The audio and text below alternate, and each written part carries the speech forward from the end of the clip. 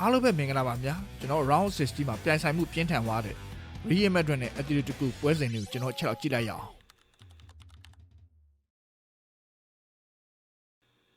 Real Madrid နဲ့ Atletico ပွဲစဉ်ရဲ့ကျွန်တော်ပွဲထွက်လူစင်းတွေချက်တော့ကြည့်လိုက်ရအောင်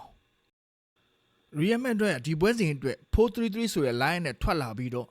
Atletico ကရောဒီပွဲစဉ်တွေ 4-4-2 ဆိုတဲ့ line နဲ့ Alvarez အားထားပြီးထွက်လာခဲ့တဲ့အနေထိုင်းမှာပွဲစဉ် detail လေးကိုချက်တော့ကြည့်လိုက်တော့Real Madrid ဘောလုံးပိုင်ဆိုင်မှုတွေမှာ50%ဆိုတဲ့ပိုင်ဆိုင်မှုတွေပိုင်ဆိုင်ထားပြီးတော့ Atletico 48%နဲ့ပြည့်ရောက်ရှိခဲ့ပြီးတော့ Atletico တက်လင်မှာလည်း62% Real ပိုင်ဆိုင်ထားပြီးတော့ Atletico 34ထိပဲပိုင်ဆိုင်ထားခဲ့တယ်။စစ်ရောတက်ခဲ့လင်မှာလည်း Real Madrid တစ်ချိန်ဖမ်းပြီးတော့ Atletico က9ကြိမ်ထိဖမ်းတဲ့အနေထားတစ်ခုမှာဘယ်လိုကိုရလိုက်နေပြီးဆုံးသွားလဲဆိုတော့ပွဲချိန်4မိနစ်မှာပဲ Real ရဲ့လူငယ်ကစားသမား Rodro ကဥဆောင်ကိုရရှိသွားပြီး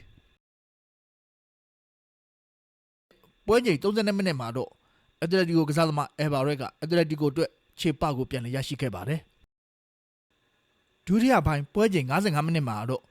လူငယ်ကစားသမား Diaz Real အတွက်အနိုင်ကိုတွန်းယူခဲ့ပြီးတော့ပွဲချိန်ပြီးတဲ့ထိနိုင်ရရှိသွားပါတယ်။ Real Madrid ဟာ